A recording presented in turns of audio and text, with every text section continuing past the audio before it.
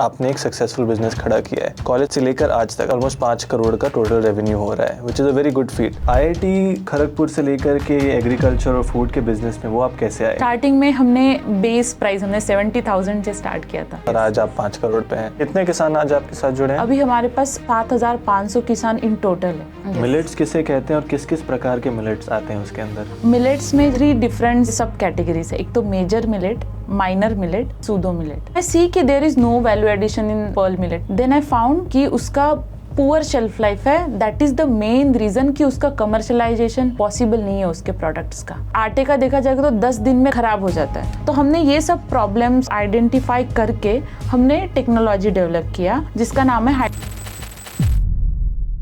Technology develop करने के बाद अब वो शेल्फ लाइफ अब कितना हो गया? अभी हमारा 6 महीने तक आप जो आटा है उसको स्टोर कर सकते हो। सबसे जरूरी चीज आता है जहाँ किसान फेल कर जाते हैं वो मार्केट को पकड़ना। अभी हम सोच रहे कि हम एक्सपोर्ट करें। हम देख रहे हैं कि बाहर भी बहुत डिमांड है। मतलब हमें दुबई से कॉल आते हैं या फिर कनाडा से कॉल आते हैं। हम खुद के वेबसाइट से सेल करते हैं, फिर जो ई-कॉमर्स प्लेटफॉर्म है उससे। बट हमारा मोस्टली जो सेल होता है वो होता है।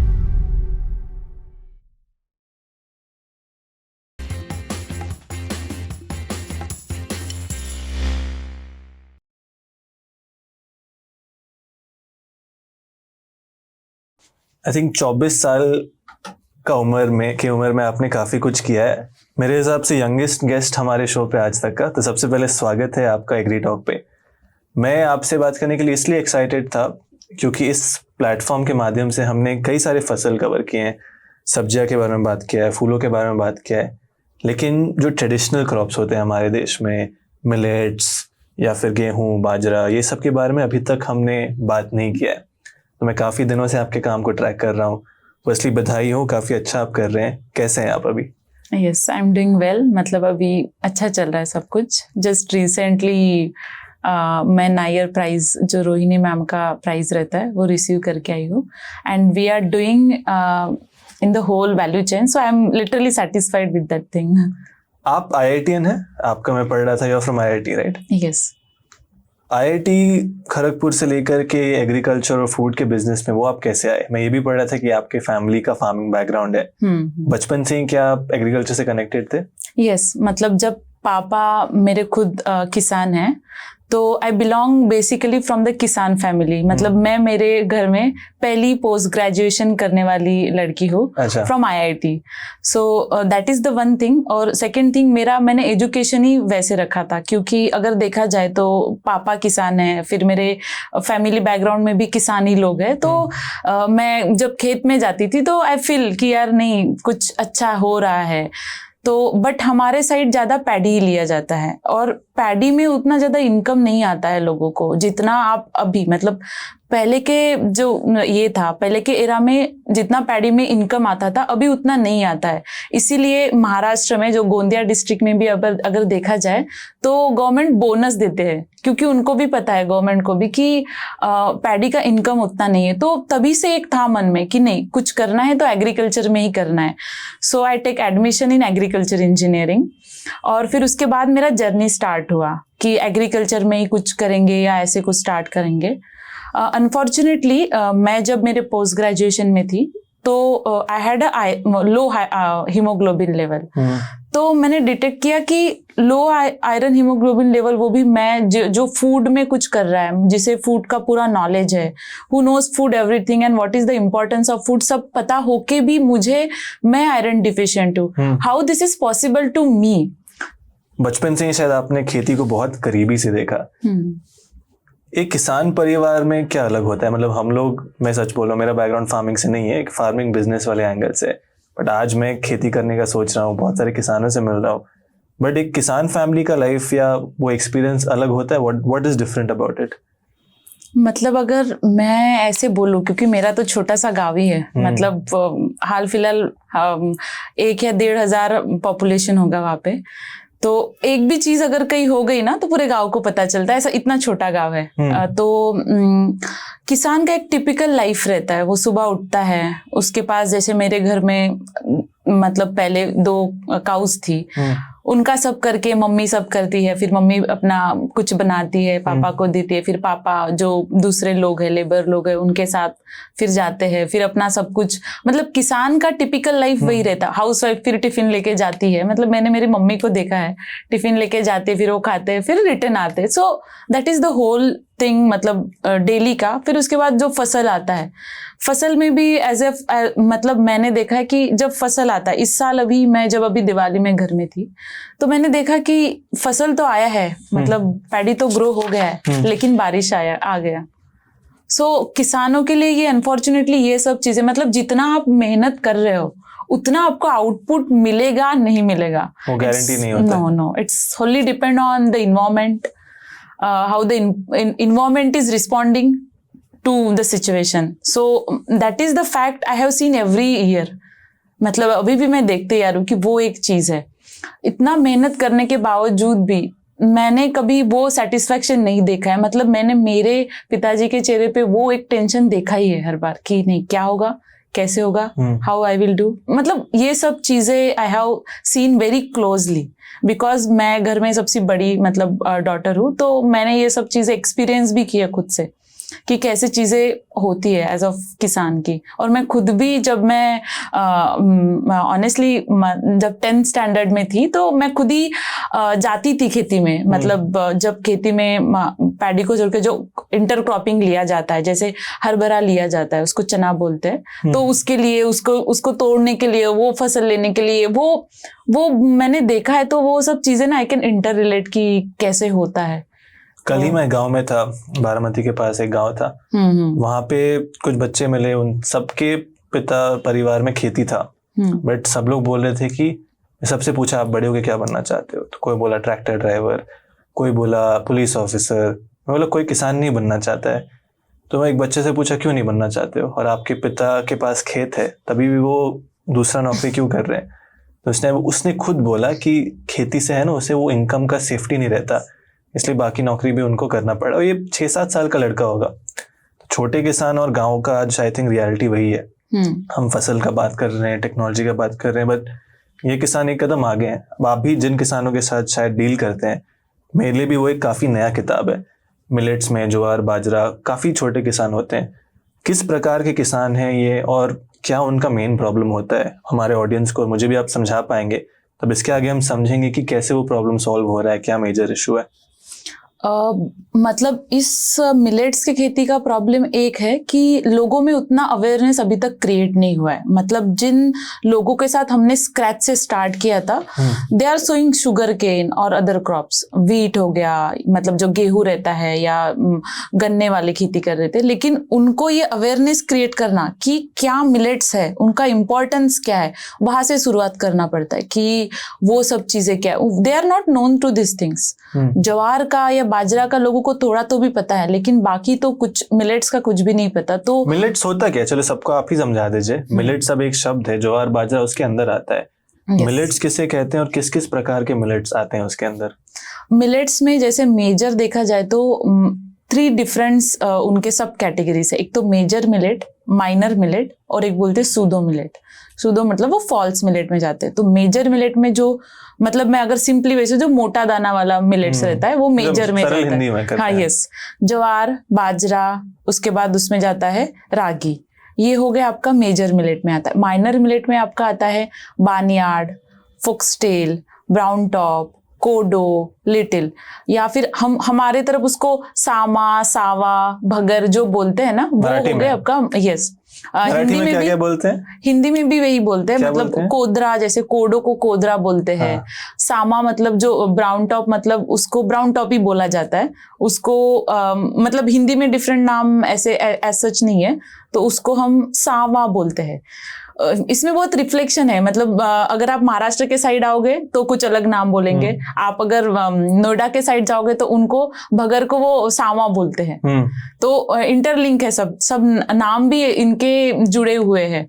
जब हम जब अपने कस्टमर के साथ डील करते हैं, अगर हिंदी वाला कस्टमर होगा तो वो उसका नाम अलग लेता है, फिर हमको उसको बताना पड़ता है आपको लिटिल चाहिए, आप एक बार देखिए नेट पे और उसको सर्च कीजिए, वो सच में वो लिटिल ही चाहिए या फिर ब्राउन टॉप चाहिए, क्योंकि दिखने में माइनर मिलेट सब सेम ही दिखते हैं, थोड़ा सा कलर डिफरेंस रहता है, कोई थोड़ा सा लाइट येलो रहता है, कोई डार्क येलो रहता है, तो they are called the minor millets.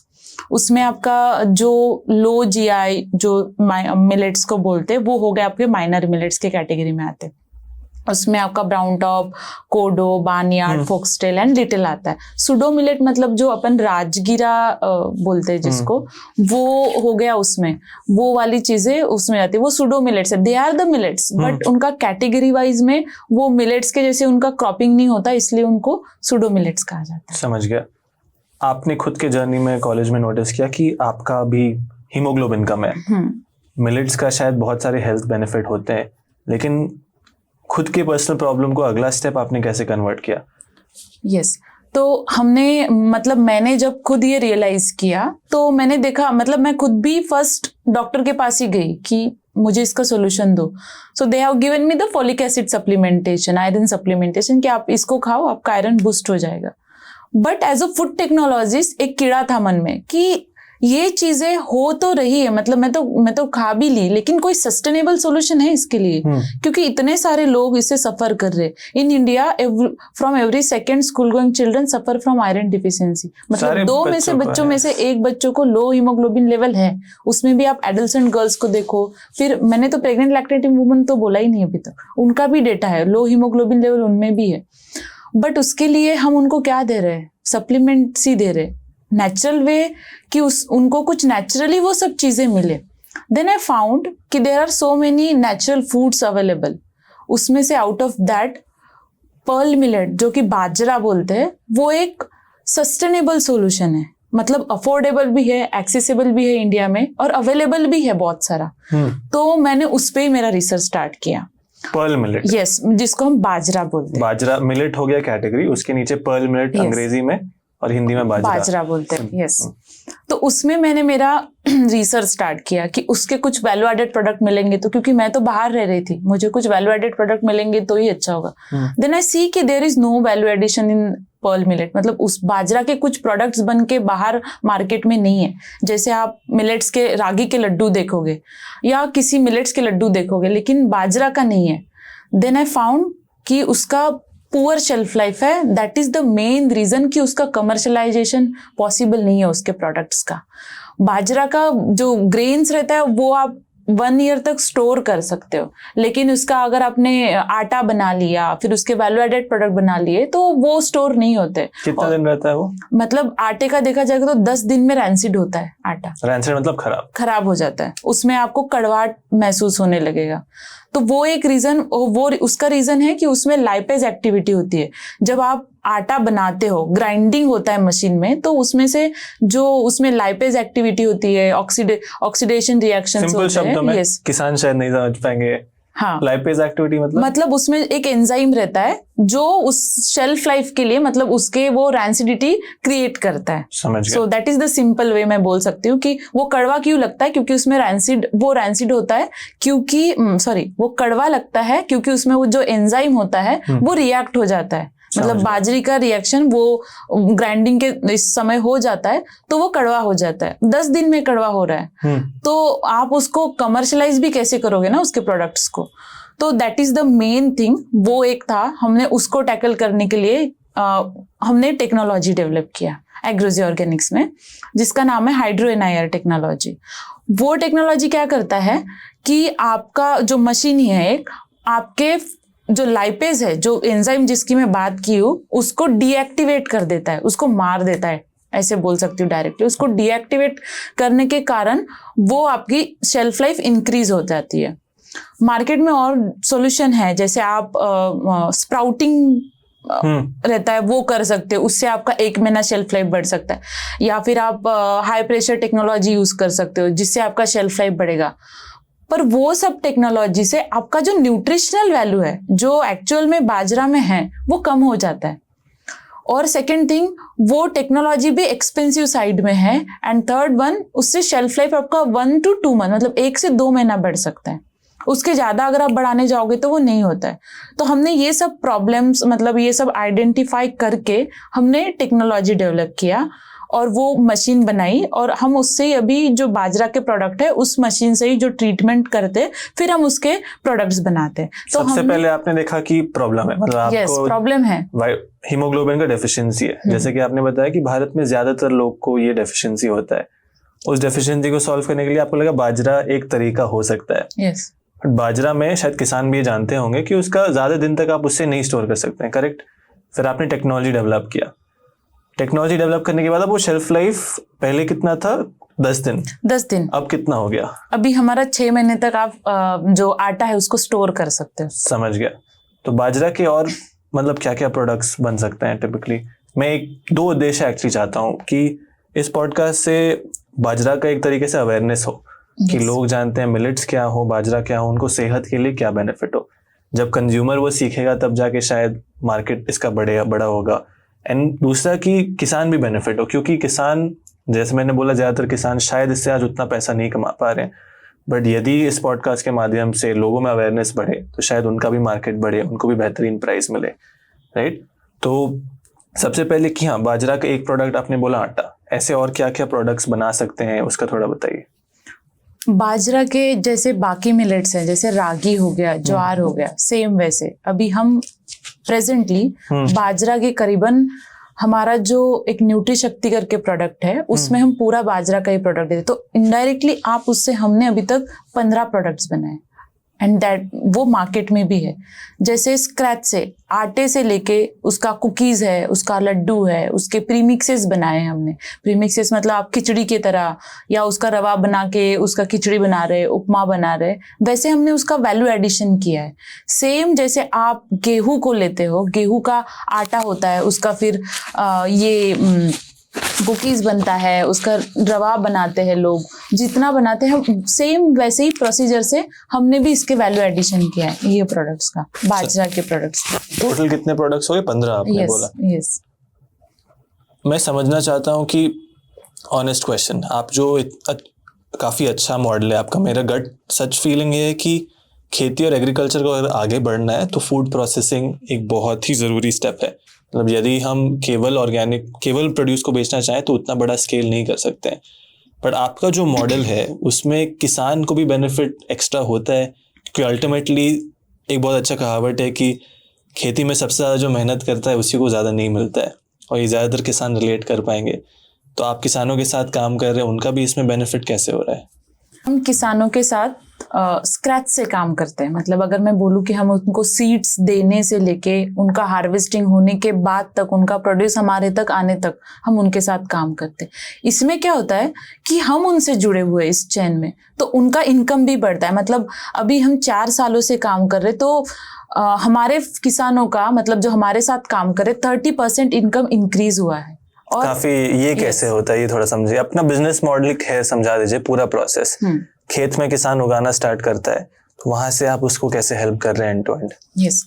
तो हम क्या करते हैं, किसानों को उगाने से पहले ही उनको सीड्स देते हैं। समझ गया। डिस्ट्रीब्यूशन ऑफ सीड्स कहाँ से लाते हैं हम? मतलब जो सीड्स जो एग्रीकल्चर यूनिवर्सिटीज है उनसे हम, जो उनके पास से जो एक्रीडेटेड जो सीड्स रहते हैं वो हम किसानों को देते हैं। इसका रीजन क्या रहता है, वो एक तो रिसर्च हो गया उस पे, वो सीड्स पे, वो प्रोडक्शन भी उनका अच्छा होता है, और जो सॉइल है वो कौन से सॉइल के लिए कौन सा सीड्स अच्छा है वैरायटी का, वो हम आइडेंटिफाई करके किसानों को देते हैं।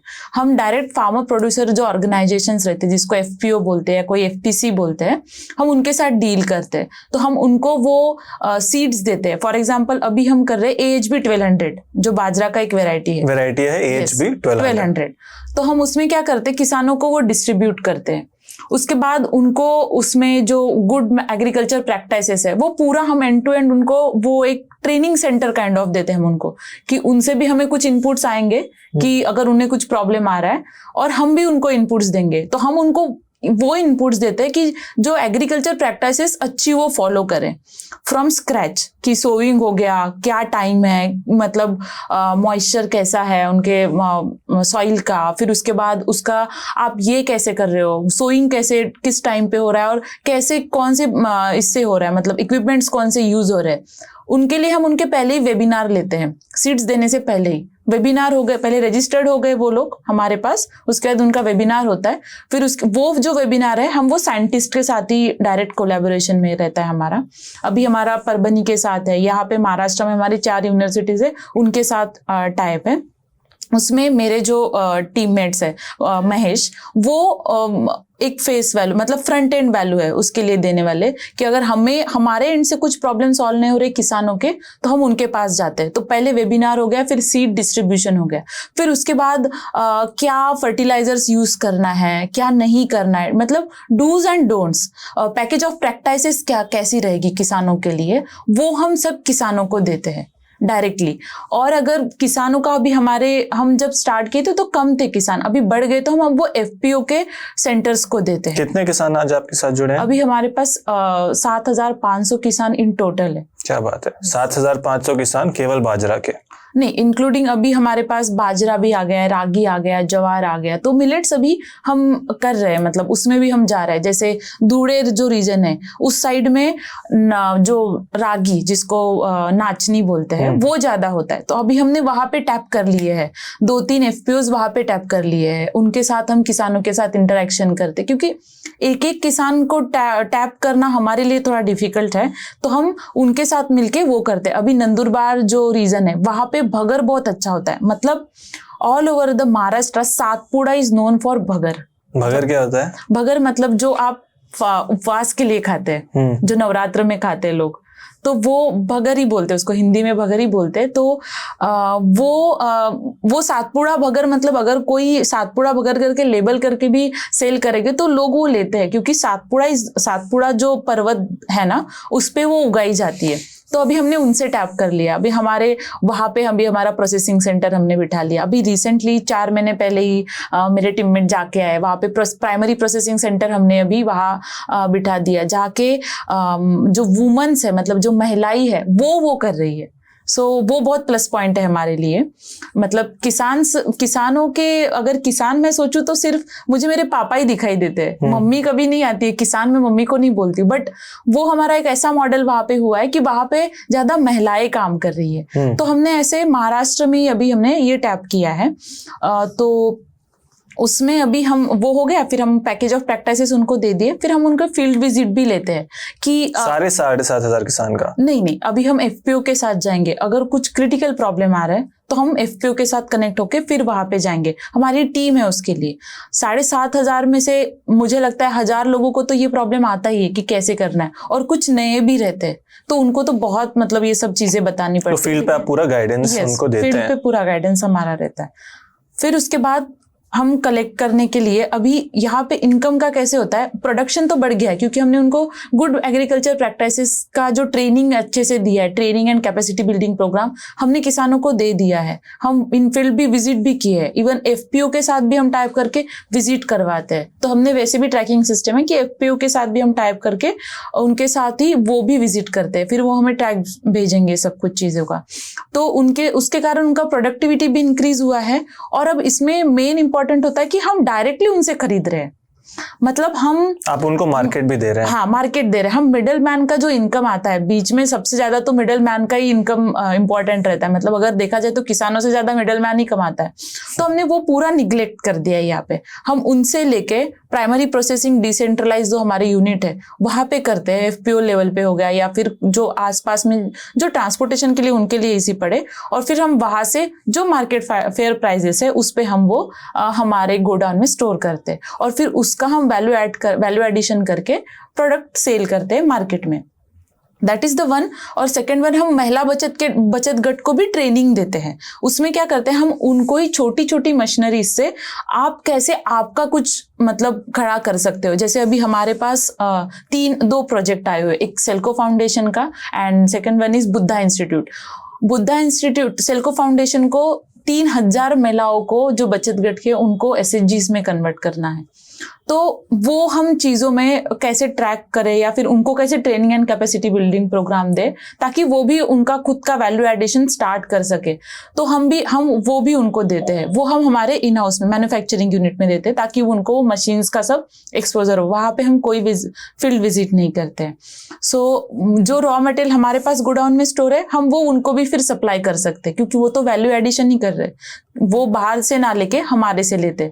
तो इसमें टू वे बेनिफिट है, एक तो किसानों को भी इनकम उनका भी बढ़ रहा है और दूसरा हमें भी एक क्वालिटी ऑफ ग्रेन्स मिल रहे हैं प्रोसेस करने के लिए। क्योंकि अगर देखा जाए तो आपका बेस हमारा ग्रेन्स है, अगर ग्रेन्स की क्वालिटी अच्छी ना हो तो हम प्रोडक्ट कैसे अच्छा बनाएंगे। लेकिन आपने बोला 30% ज्यादा इनकम मिल रहा है। Yes. वो एग्जैक्टली कैसे हो रहा है, और थोड़ा नंबर्स के साथ अगर आप समझा सकते हैं। एक साधारण मिलेट का किसान या बाजरा का किसान कितना कमाता है प्रति एकड़, और यदि वो एक अलग आपके साथ जुड़ के आ रहा है तो वो कितना कमाता है? तो अगर देखा जाए तो पर एकड़ उसको 1 टन मतलब यील्ड है, और नॉर्मल जो बाजरा का, यस, जो आप क्या बोलते हैं उसको, नॉर्मली जो विदाउट एनी प्रैक्टिसेस और फिर वो जो ट्रेडिशनल वेराइटी लगाई है तो उसका वो यील्ड आता है 1 टन पर प्रति एकड़। और उसका भाव क्या जाता है मार्केट में? मार्केट में करीबन वो स्टार्ट होता है 22 से 22, 23 डिपेंडिंग ऑन कि आपका क्वालिटी कैसा है। तो 25 तक अप टू जाता है, फिर उसके बाद वो नहीं जाता है, मतलब 20 से 25,000 रुपए पर एकड़ किसान को मिलता है। Yes yes.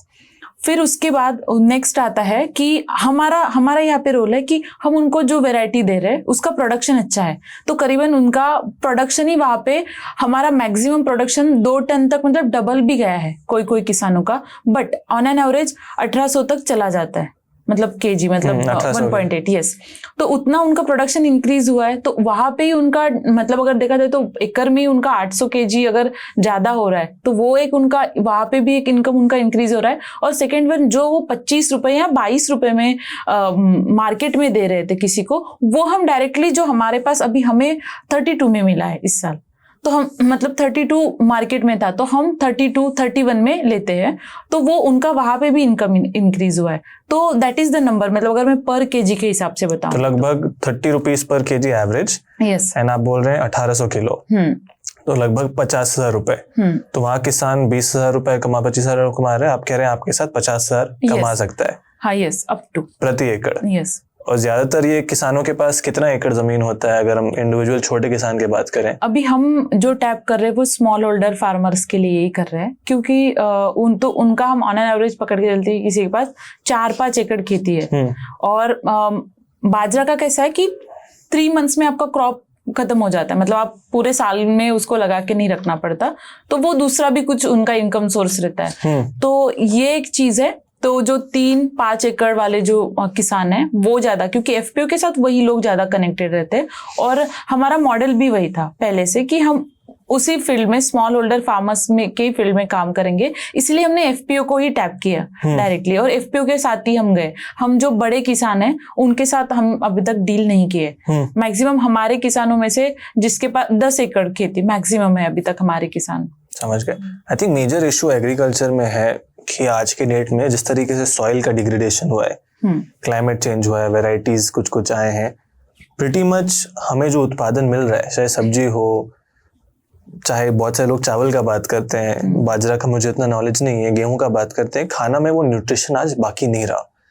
आज सॉइल का जब हम डिग्रेडेशन का बात करें, ऑर्गेनिक कार्बन लेवल्स काफ़ी कम है, जो माइक्रोबैक्टीरिया है वो काफ़ी कम हो गए। तो मुझे ये बात कैसे पता चलेगा कि यदि मैं मिलेट्स खा रहा हूँ या आपका वो वैरायटी खा रहा हूँ, सही में उसमें न्यूट्रिशन है कि नहीं, वो आप कैसे इंश्योर करते हैं? अभी मैं कंज्यूमर के लिए बात कर रहा हूँ, एक आप उसी मिलेट को ग्रो करके प्रोसेस करके आगे बेच रहे हैं, बट कैसे आप इंश्योर करें कि उसमें सही में न्यूट्रिशन है? वो जो आयरन का हम बात करें, how do you ensure that? हमने वैरायटी वैसा दिया उनको। अच्छा, मतलब हमारा बेस ही है कि हम उनको वैरायटी जो धनशक्ति जिसको HB 1200 बोलते हैं, RHB जो ये वैरायटी रिच, आयरन रिच भी है, और वो ऑलरेडी अगर उसको कोई वेरीफाई करना चाहता है तो एग्रीकल्चर यूनिवर्सिटी ने ऑलरेडी उस पर जो रिसर्च किया है वो ऑलरेडी पब्लिश्ड है, अगर आप वो देखोगे तो। और हम किसानों के साथ ये कैसे टैप करते कि वो मिक्स ना करके दे हमें, मतलब ऐसे भी हमारे पास कोई किसान थे, हाँ, कि जो दाना रहता है, मतलब बाजरा का दाना रहता है, जो हमारा जो अगर देखोगे HB 1200 का, तो HB 1200 का जो जिसको आप मेज का कैसे रहता है, एक उसको क्या बोलते हैं, हम उसको पैनिकल बोलते हैं, तो वो मोटा रहता है, एकदम लंबा रहता है। लेकिन अगर वही आप ट्रेडिशनल वैरायटी देखोगे तो छोटा दाना रहेगा और मोटा नहीं रहेगा ज्यादा, और वो ज्यादा इंटैक्ट भी नहीं रहेगा, तो उसको पंछी भी बहुत खाते हैं। लेकिन हमारे वाले जो इंटैक्ट भी रहता है तो उसको पंछी भी ज्यादा नहीं खाते। ये बाकी लोग भी ग्रो करते हैं, मतलब किसान, की केवल आपके पास ये वैरायटी है? नहीं, बाकी भी कर सकते हैं अगर किसी को चाहिए वो वैरायटी, क्योंकि हम वो वहां से इशू करके लाते हैं। अगर किसी को हमारे साथ जुड़ना रहेगा तो वो हमारे से लेके वो चालू कर सकते हैं। तो हम उनको ये देते हैं, वैरायटी देते हैं, तो वो मिक्स ना करे, तो हम उसके लिए भी हमने क्वालिटी स्टैंडर्ड डिफाइन कर दिए, क्योंकि ऐसा बहुत बार हुआ था हमारे साथ भी, किसानों ने मिक्स करके दिया था, तो इट इज इजीली विजिबल हो जाता है कि क्या मिक्सिंग हुआ होगा। या फिर हम मॉइस्चर भी चेक करते हैं, मतलब जो FPO लेवल पे हम उसका मॉइस्चर हो गया, या फिर जो प्राइमरी क्वालिटी चेक है हम उस लेवल पे कर लेते हैं, क्योंकि इंश्योर करें कि हमारा जो ग्रेन आ रहा है वो उसी वैरायटी का हो। और अभी हम उसके लिए एक मॉडल भी डेवलप कर रहे हैं कि ट्रेसेबिलिटी का मॉडल, कि कनेक्ट करने के लिए किसानों से, क्योंकि अभी हमारा किसानों का संख्या तो बढ़ गया है, अभी हम इंडिविजुअल किसी किसानों के पास नहीं जा सकते, पहले जाते थे। तो अभी हम ट्रेसेबिलिटी मॉडल भी डेवलप कर रहे हैं कि सच में जो सीड्स लगाए हैं वही हमारे पास आ रहे हैं या नहीं। तो अभी हमारा वो वर्किंग है कि वो ट्रेसेबिलिटी अगर एक मॉडल डेवलप हो जाए तो वो भी एक इंश्योरिटी कस्टमर को भी आएगा। हम वो हमारे प्रिंटिंग में भी देंगे कि ट्रेसेबिलिटी आप टेस्ट भी कर सकोगे कहाँ से आया है क्या नहीं है करके। आई थिंक मैं वापस जाना चाहूँगा आपकी जर्नी पे। एक और उद्देश्य में आपसे थोड़ा क्यूरियस था कि काफ़ी यंग एज पे आपने एक सक्सेसफुल बिजनेस खड़ा किया है। कॉलेज में आप रियलाइज़ किए से लेकर आज तक, आज आपका आप बोल रहे थे ऑलमोस्ट 5 करोड़ का टोटल रेवेन्यू हो रहा है, which is a very good feet. लोग रियलाइज़ नहीं करते जब तक वो बिजनेस में नहीं आते हैं। तो वो जर्नी कैसे हुआ? यदि कोई यंगस्टर भी ये पॉडकास्ट देख रहा है, वो एक एग्रीकल्चर में एक बिजनेस खड़ा करना चाहता है, उसको भी कुछ वैल्यू हम देना चाहते हैं, आपका पहला कदम क्या था? आप रिसर्च किए, उसके बाद नेक्स्ट स्टेप टू एक्शन कैसे लिया? नेक्स्ट स्टेप मतलब अगर मेरा देखा जाए तो घर वालों का नहीं था, मतलब क्योंकि कमिंग फ्रॉम फार्मर बैकग्राउंड, उनका था कि एक जॉब लो और सेटल हो जाओ ताकि हमें भी कुछ उससे हेल्प हो जाए।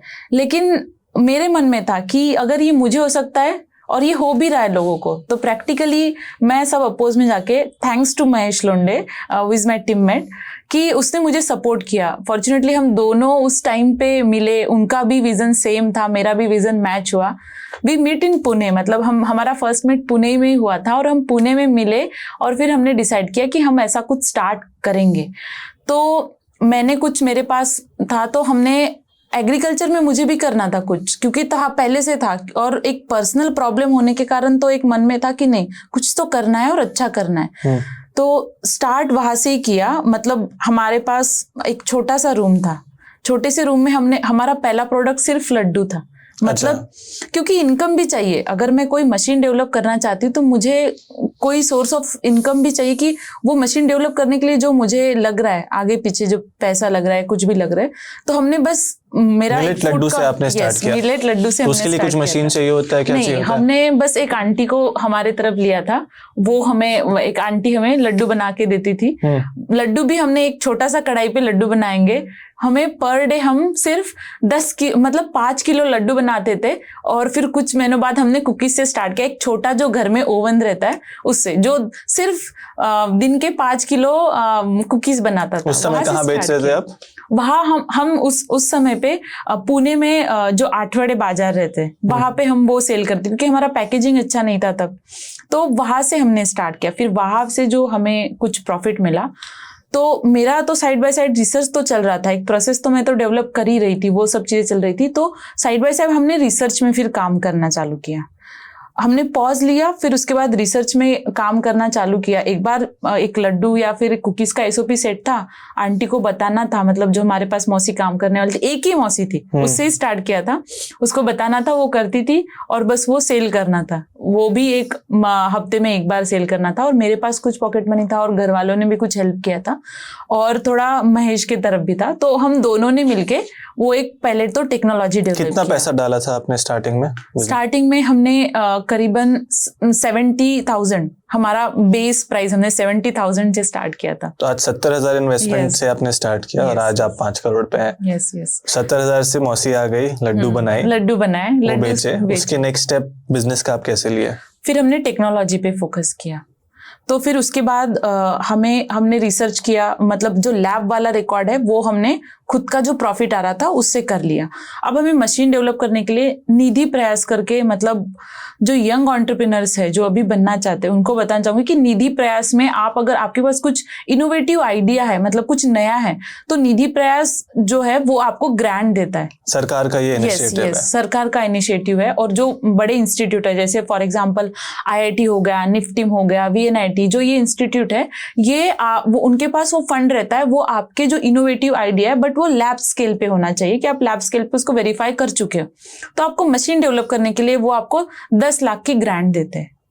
तो आपने मतलब आपको टेक्नोलॉजी पहले आइडेंटिफाई किया, रिसर्च जब आप कर रहे थे हाइड्रो NIR टेक्नोलॉजी सोचा जिससे शेल्फ लाइफ बढ़ेगा, फिर सरकार की ग्रांट के लिए आप कैसे अप्लाई किए? ऑनलाइन? Yes, online. अच्छा, फिर वो ग्रांट आपको मिल गया। मतलब सबको मिलते हैं, सिलेक्ट होते हैं? सिलेक्ट होते हैं। उसमें सिलेक्शन उनका प्रोसीजर रहता है कि सच में आपका प्रॉब्लम जो आप टैकल कर रहे हो वो वेरीफाई करते हैं कि जैसे मेरा था कि बाजरा का जो ये नहीं है, रैंसिड हो जाता है फ्लावर उसका, तो पुअर शेल्फ लाइफ है, तो उसको वेरीफाई करते सच में ये है। फिर उसके बाद वो सॉल्यूशन को देखते हैं, फिर आपका रिकॉर्ड देखते हैं कि आपने अब तक इस प्रोसीजर में, मतलब जो प्रोसेस आप फॉलो कर रहे हैं उसमें क्या किया है। फिर उसके बाद वो आपका प्रेजेंटेशन लेते हैं, इंटरव्यू होता है, फिर आपको वो ग्रांट डिसबर्स होता है। और ग्रांट में भी आपको बताना पड़ता है कि आप कौन सा मतलब जो वो दे रहे पैसे, ग्रांट दे रहे, वो कहाँ कैसे यूज करोगे और आपको कितना वो उसमें जाएगा सब चीजों में। तो वो अप टू आपको पेटेंट तक पैसे देते हैं कि आप उसका पेटेंट भी फाइल कर सकते हो। इतने तक वो आपको पूरी चीजें आपको हेड्स में वो डिस्ट्रीब्यूट करके देना होता है उनको ग्रांट। वो इंटरव्यू लेते हैं और फिर वो पैसे भी एट अ टाइम आपके अकाउंट में नहीं आते, ट्रेंचेस में आते हैं। आपने एक माइलस्टोन अचीव कर लिया, देन वो आपको दूसरा ट्रेंच भेजेंगे, इस तरह से।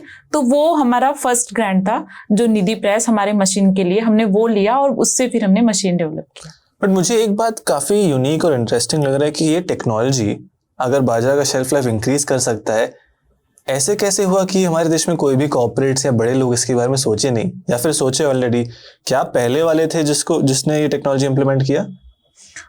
बहुत सारी टेक्नोलॉजी है, लेकिन जो टेक्नोलॉजीज एग्जिस्टिंग है वो बहुत एक्सपेंसिव है, मतलब महंगे साइड में है। हाइड्रो NIR कोई और नहीं कर रहा है? नहीं, हाइड्रो NIR कोई नहीं कर रहा है। अभी हम रिसेंटली हमें बूलर की तरफ, जो बहुत बड़ी वर्ल्ड में कंपनी है, उनके तरफ से हमें ऑफर भी आया है। मतलब हम उनके साथ करीबन 1 साल से वो हमारे यहाँ पे आके गए। मतलब फॉर अ स्टार्टअप जो 4 साल का स्टार्टअप है, बस 3.5-4, वो बूलर के लोग हमारे यहाँ पे आके वो डिस्कस कर रहे हैं। मतलब स्विट्जरलैंड से उनका प्रोसेस इंजीनियर आया था ये टेक्नोलॉजी डिस्कस करने के लिए। तो वो लोग, अभी हम उनके साथ MOU भी साइन हो गया है, तो हम उनके साथ ये टेक्नोलॉजी वो कमर्शलाइज करने वाले हैं। ये पेटेंटेड है मतलब टेक्नोलॉजी? ये आपके नाम पे पेटेंट? ये हमारी पेटेंटेड। क्या बात है। सो एक प्रकार से आपने एक इनोवेशन किया है इस टेक्नोलॉजी का। Very nice. तो वो टेक्नोलॉजी का फिर आपको ग्रांट मिल गया 10 लाख रुपए का।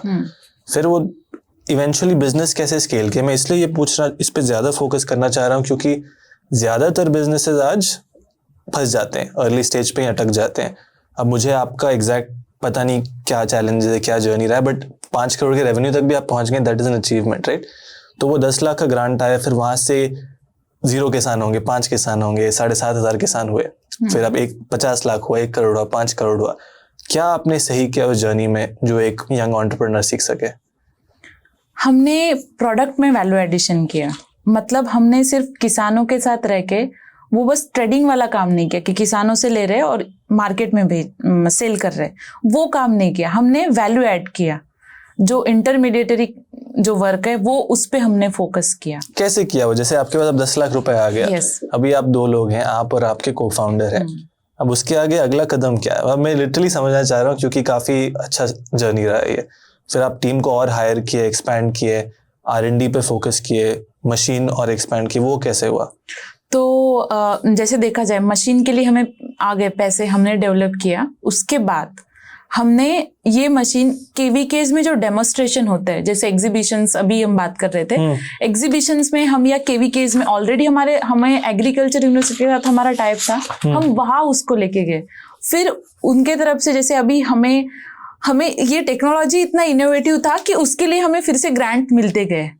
तो हमने वो पैसा कहीं इन्वेस्ट ना करते हुए इसके वैल्यू एडिशन कैसे कर सके, क्योंकि हम भी वहां पे फंस गए थे। मतलब जब मशीन डेवलप किया, अब मशीन सेल किसको करेंगे, क्योंकि मशीन सेल करने के लिए मशीन कौन लेगा, एफपीओ लेवल के लोग लेंगे। एक तो बड़ी कंपनी भी मशीन को लेना नहीं चाहिए क्योंकि हमारी कैपेसिटी छोटी है और हमारे पास इतना इनकम मतलब पैसे नहीं है कि हम और उसके रेप्लिकेंट्स बना सके या बड़ी मशीन बना सके। अभी एक ही मशीन था हमारे पास और उसका कैपेसिटी था सिर्फ वो 25 kgs मतलब 25 kg वो पर आवर कर रहा था बस। तो उतना छोटा मशीन हमसे कोई ले भी नहीं आता और हमारे कोई कनेक्शन भी अच्छे ऐसे नहीं थे इंडस्ट्री लेवल पे कि हम उसको वो सेल कर सके, क्योंकि हम दोनों ही एक फर्स्ट स्टेज एंटरप्रेन्योर्स मतलब फर्स्ट जनरेशन एंटरप्रेन्योर्स थे, तो हमारे पास वो भी कनेक्शन नहीं थे। तो हमने फ्लावर सेल करना चालू किया। तो फ्लावर भी हमारा कैसे हुआ, मतलब जो आटा बोलते हैं, बाजरा का आटा, बाजरा, बट उसमें भी उतना मार्जिन नहीं था। और आटे से ही जो मेरा मेन कंसर्न था कि मैं आईआईटी से यहाँ तक आई थी, तो मेरा मेन था कि मैं आयरन डिफिशियंसी पे काम करूंगी, तो वो फुलफिल नहीं हो रहा था। मतलब वो फिर से वही क्वेश्चन था ही मन में कि मैं उसके लिए क्या कर रही हूँ, मैं तो टेक्नोलॉजी भी डेवलप कर ली, उसके लिए क्या कर रही हूँ।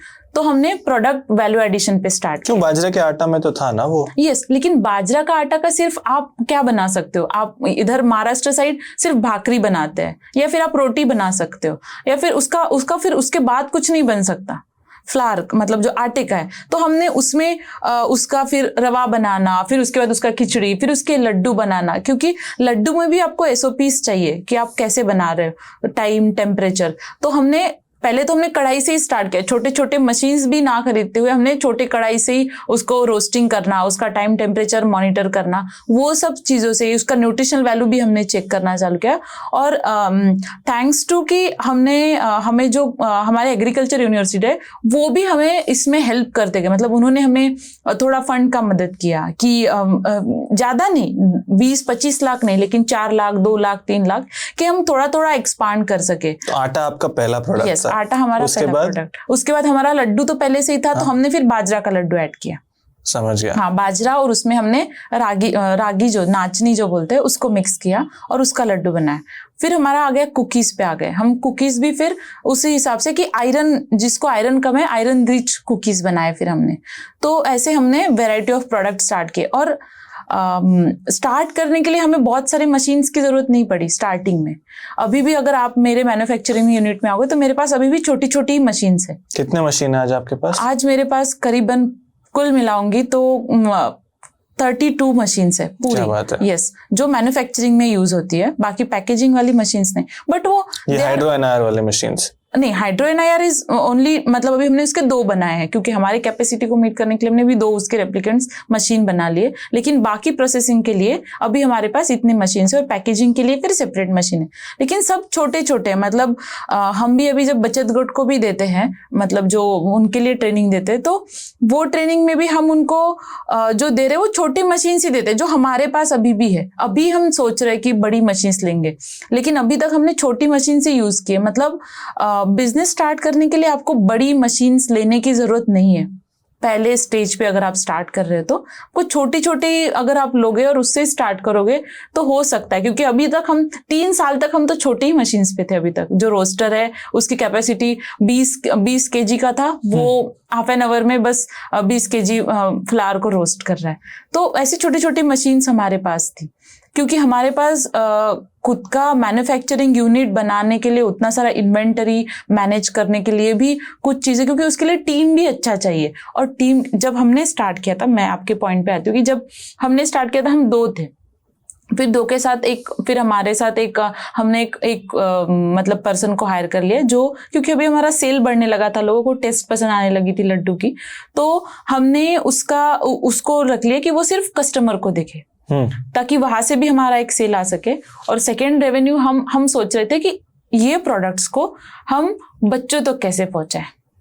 हमारा सेकंड, अभी भी हमारा सेकंड रेवेन्यू उससे भी आता है कि हम बच्चों को डायरेक्टली ये प्रोडक्ट सर्व करते हैं। जो एनजीओज रहती है, जैसे इस्कॉन फाउंडेशन हो गया, या फिर बड़ी बड़ी जो CSR जो है मिलते हैं, तो हम उनको ये प्रोडक्ट उनके तरफ भी रीच करते हैं। और थर्ड वन, हम जो ग्रांट्स रहती है, जो न्यूट्रिशन में रहती है ग्रांट्स, हमने खुद का मतलब जो पैसा है वो ज्यादा ना लगाते हुए हम ग्रांट्स सर्च करते रहे, क्योंकि अभी इस एरा में बहुत सारी ग्रांट्स आपको मतलब नेट पे ग्रांट्स मिलते ही है। जैसे किस प्रकार की ग्रांट्स? जैसे जो न्यूट्रिशन में बेस्ड रहती है। जैसे अभी हम फिलहाल ही यहाँ गए थे, जैसे अभी तो आईफैड जो रहता है, आईफैड एक ऑर्गेनाइजेशन है, वो भी आपको एग्रीकल्चर में अगर कुछ स्ट्रांगली करना चाहते हो फ्रॉम स्क्रैच, बट कि फार्मर से लेके तो प्लेट तक, तो आईफैड भी आपको करीबन बहुत सारा ग्रांट देता है। मतलब 1.2 CR तक ग्रांट्स रहती है आईफैड की, तो वो भी लोग अवेल कर सकते हैं।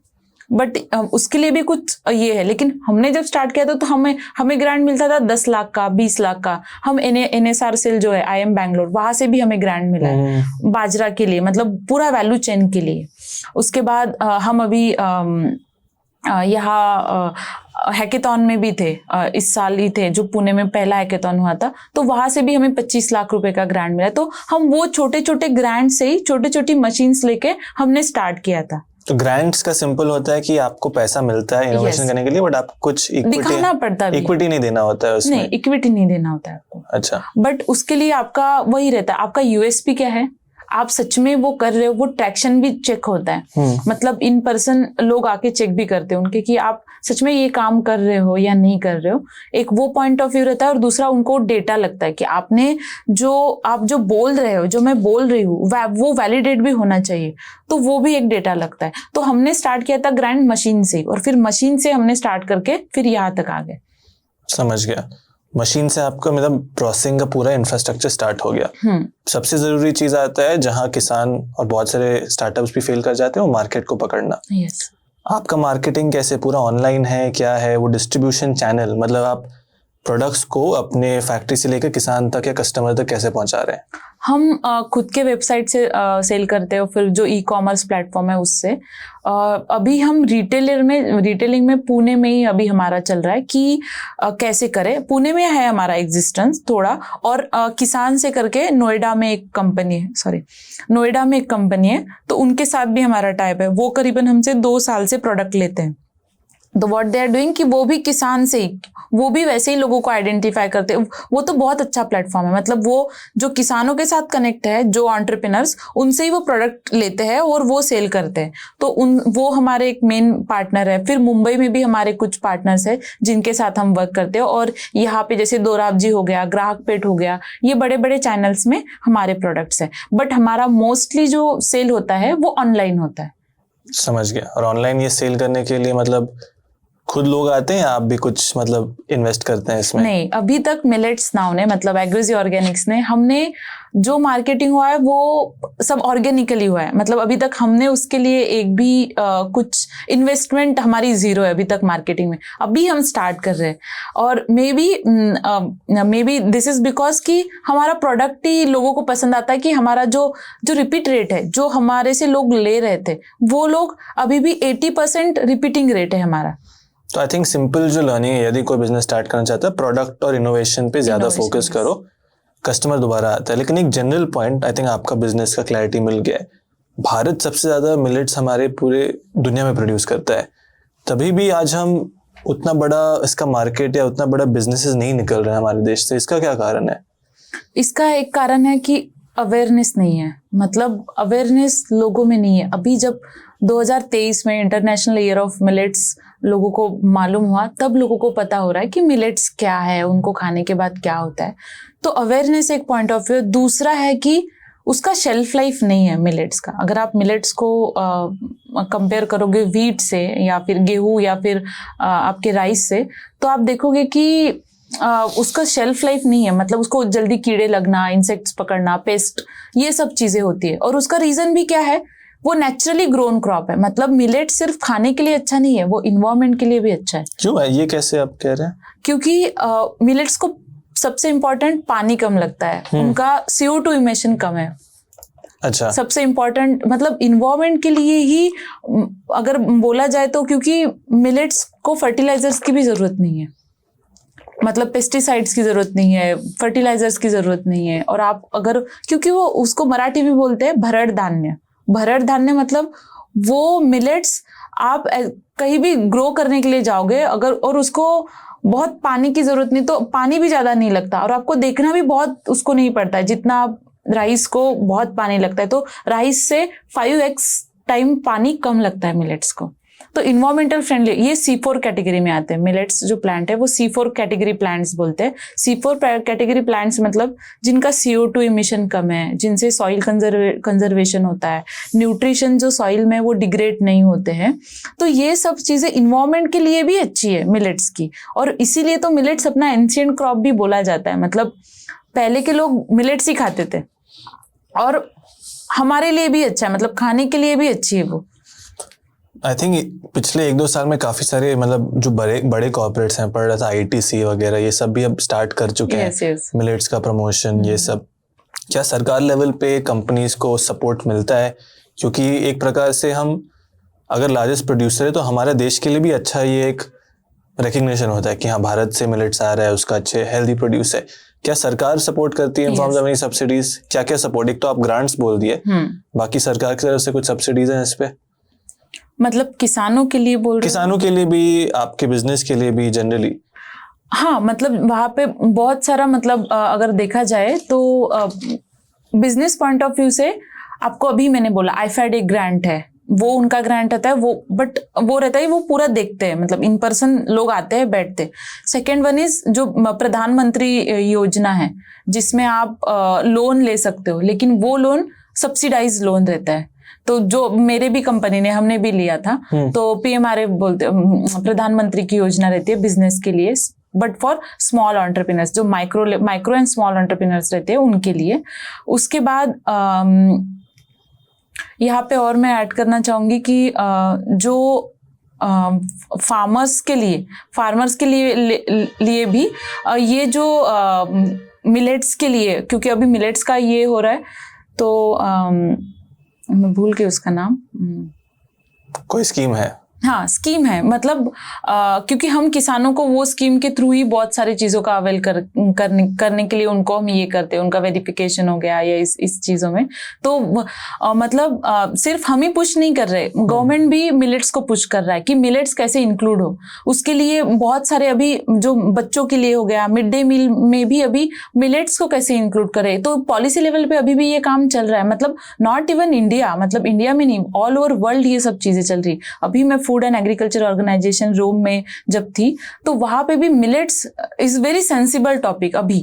तो मेरी वहां पे जो कंसल्टेंट वगैरह रहते हैं उनसे बात हुई, तो उनका भी यही कहना था कि मिलेट्स इज अ फ्यूचर। मतलब अभी वर्ल्ड लेवल पे भी उसके बारे में लोग बोल रहे हैं, पहले वैसे नहीं था। और स्कीम्स भी वैसे ही आ रहे, जैसे अभी मैं खुद ही बहुत सारे हम स्कीम्स का फायदा ले रहे हैं, क्योंकि हमारा एक मिलेट्स का बिजनेस है, तो इसीलिए। बट यही अगर आप देखोगे पहले नहीं था, बट 2023 के बाद मिलेट्स में मतलब जो प्रधानमंत्री मोदी जी है, उन्होंने इसमें बहुत फोकस किया है कि इसको कैसे पुश करे। उसमें बहुत सारी स्कीम्स है, मतलब मैं आपको आप इसके लिए दे दूंगी डालने के लिए, अभी मैं रिकॉग्नाइज नहीं कर पा रही हूँ, लेकिन ऐसे बहुत सारी स्कीम्स जो पुश किए जा रही है। इसीलिए मिलेट्स का प्रोडक्शन भी बढ़ा है अभी, और प्रोडक्शन बढ़ने के बाद भी उसका अभी कंजम्पशन भी बढ़ रहा है, उतना अवेयरनेस भी कर रहे हैं।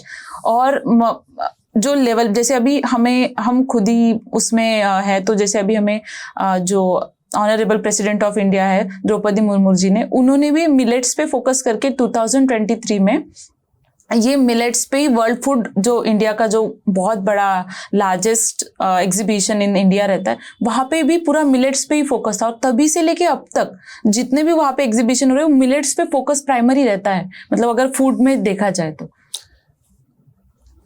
मैं वापस थोड़े एक स्टेप वापस पीछे आना चाहता हूँ, क्योंकि एक पॉइंट में मिस कर गया। आप जब ऑनलाइन बेच रहे हैं, ऑनलाइन बेचने का एक बहुत ही मतलब लॉजिस्टिक और स्टोरिंग रखना, प्रोडक्ट्स का रखना, वो मैनेज करना भी एक बहुत चैलेंजिंग चीज़ होता है। हम लोग तो डिस्ट्रीब्यूशन का बिजनेस देखते हैं, बट ई-कॉमर्स बिजनेस जो हम कह रहे हैं, उसमें आप बाकी ऑपरेशन कैसे मैनेज करते हैं? वो आपने मशीन लगा लिया, प्रोडक्ट्स आपके बन रहे हैं, ऑनलाइन ऑर्डर आ रहा है, वो सप्लाई चेन आप कैसे मैनेज कर रहे हैं वो भी थोड़ा समझा सकते हैं अगर किसी बिगनर को समझना है? मतलब मुझे एक बार, मतलब मैं कहना चाह रहा हूँ कि जब ऑर्डर आ जाता है कि आप लोग अभी ऑनलाइन बेचते हैं राइट, तो उसका कहाँ स्टॉक रखते होंगे वेयर हाउस में, लॉजिस्टिक्स मैनेज करते हैं, क्योंकि दिन में आपको कितने 50-100 ऑर्डर जितने भी आते होंगे, वो मैनेजमेंट आप कैसे करते हैं उसके बारे में अगर बात कर सकते हैं? जैसे अभी हमारा है कि एक शिफ्ट रहता है, जैसे हमारा 9 to 7 ऑफिस है। उसके बाद अगर रात को ऑर्डर्स आ रहे हैं, मैं अभी पूरा बताती हूँ, रात को ऑर्डर्स आ रहे हैं तो हम पहले सुबह ट्रैक करेंगे, आए हैं हम पहले उसको डिस्पैचिंग लेवल पे लेके जाएंगे, जहाँ पे अभी जहाँ पे ऑर्डर्स पैक होते हैं, ऑर्डर्स की वो वहाँ पे इंफॉर्मेशन ऑटोमेटिकली पीसीस के थ्रू मतलब चला जाता है कि ये ऑर्डर है ऐसे, फिर वो पैक होके एक जगह पे रहेंगे। मतलब हम पूरे पैक करके नहीं रखते products, but product warehouse में सब रहते हैं, स्टॉक रहता है, एक इन्वेंटरी मैनेज होता है कि एक स्टॉक रहता है, वहां से प्रोडक्ट पिक करके आपको पैक करके वो जो डिलीवरी वाले जो लोग आते हैं, क्योंकि अभी ई कॉमर्स से कैसे होगा, ये सब चीजें बहुत इजी हो गई है कि उनकी तरफ से एक पर्सन आता है, वही आपके प्रोडक्ट लेके जाता है, आपको बस उसको पैक करके देना है। किनकी तरफ से? जैसे फॉर एग्जांपल अमेजोन हो गया, फ्लिपकार्ट हो गया, मीशो हो गया, उनकी तरफ से ही आपको एक पर्सन, आप अपने वेबसाइट पे भी बेचते हैं उसके लिए? तो उसके लिए अब हम जो ट्रांसपोर्टेशन वाले जो थर्ड पार्टी जो ये रहते हैं, जैसे फॉर एग्जांपल डीटीडीसी हो गया, वीआरएल हो गया, तो ये जो पैन इंडिया या फिर जैसे अभी अपना इंडियन पोस्ट भी हो गया, उनके साथ टाइप है, तो उनका भी पर्सन शाम को एक बार आता है, वेदर इट इज हॉलीडे और नॉट, वो एक बार वो आके, यस, हर दिन। तो उनके थ्रू आप लॉजिस्टिकली मैनेज होता है। समझ गया। और इन्वेंटरी हम खुद मैनेज करके, पैकिंग भी हम खुद करते हैं, बट जो ट्रांसपोर्टेशन है वो देखते हैं। आपको क्या लगता है कि भारत में अगर मिलेट का अडॉप्शन को बढ़ाना है, अगले क्या स्टेप्स होने चाहिए? जैसे आप एक बिजनेस है, मेरा मानना है आपके तरह कई सारे बिजनेस आने होंगे, बहुत ज़्यादा स्केल बढ़ना होगा, ताकि मानो गेहूं की रोटी की जगह लोग बाजरे की रोटी हर दिन खा रहे हैं। क्या स्टेप्स होने चाहिए पूरे सरकार के, कंज्यूमर्स के, किसान के, हम जैसे बिजनेसेस के? फर्स्ट वन, मुझे जहाँ तक लगता है कि थोड़ा अवेयरनेस कम है, मतलब इसमें जितना अवेयरनेस होगा, क्योंकि मैं खुद ही इस बैकग्राउंड से आती हूँ कि मेरे घर में भी सिर्फ राइस होता है, मतलब पैडी की खेती की जाती है, तो मैं बाजरा का रोटी नहीं खाती थी, मतलब करीबन 22 साल तक तो मैंने बाजरा का रोटी कभी ट्राई भी नहीं किया था। तो वो अवेयरनेस का ही पार्ट है, मतलब अभी भी आप मेरे रीजन में जाओगे जहाँ से मैं बिलोंग करती हूँ, वहां अभी तक लोगों को नहीं पता है बाजरा क्या है, ज्वारी क्या है, वो अभी भी वही सब खा रहे।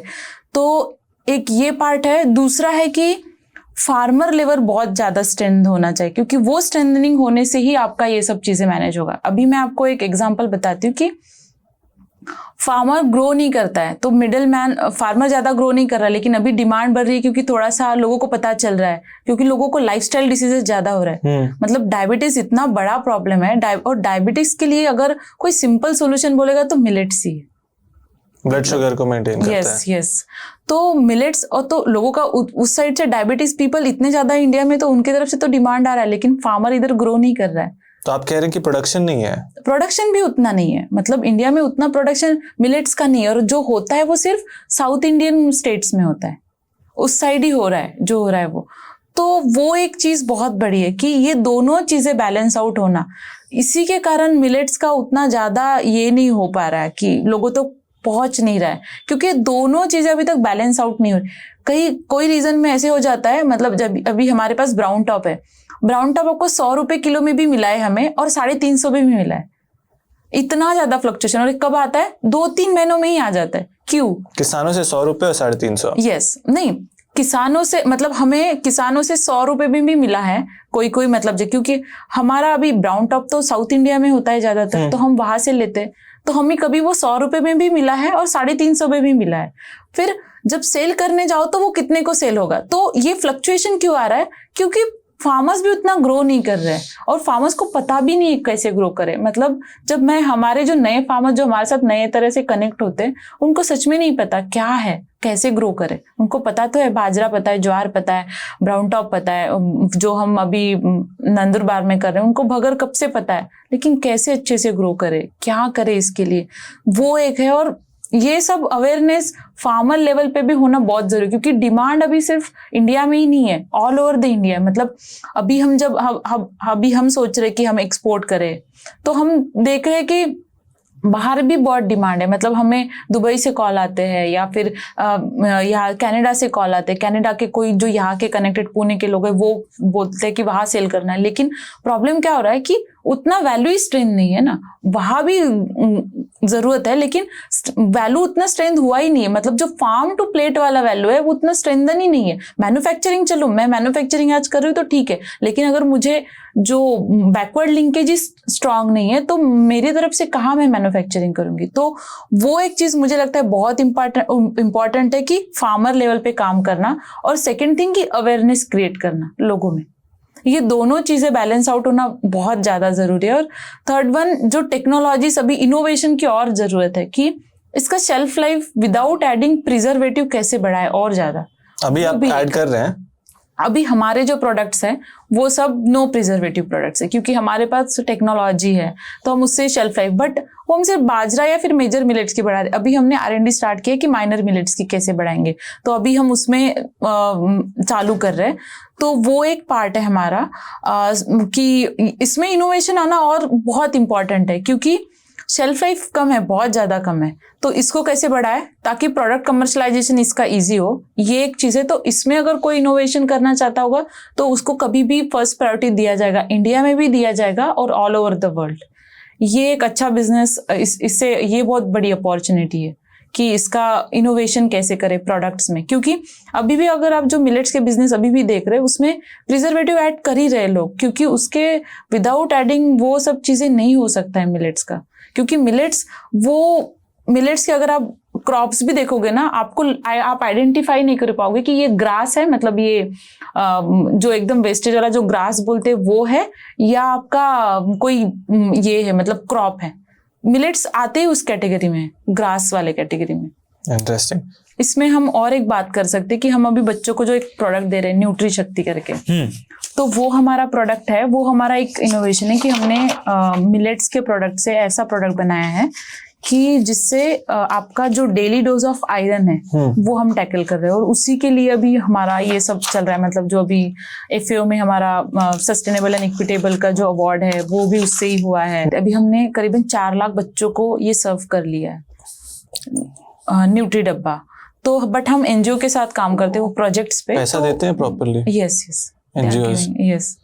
मतलब एक ये है न्यूट्री डब्बा क्या एक सिंगल प्रोडक्ट है? नहीं, वो किट है 7 प्रोडक्ट्स का, डिफरेंट प्रोडक्ट, छोटा किट है। मतलब उसमें छोटे 2 कुकीज, 5 कुकीज छोटे छोटे। हमें ये बहुत बड़ा एक ये रहा है, क्योंकि मिड डे मील में अगर आप देखोगे, मतलब जो बच्चों को दिया जाता है न्यूट्रिशन, वो सिर्फ राइस और गेहूं दिया जाता है अभी भी।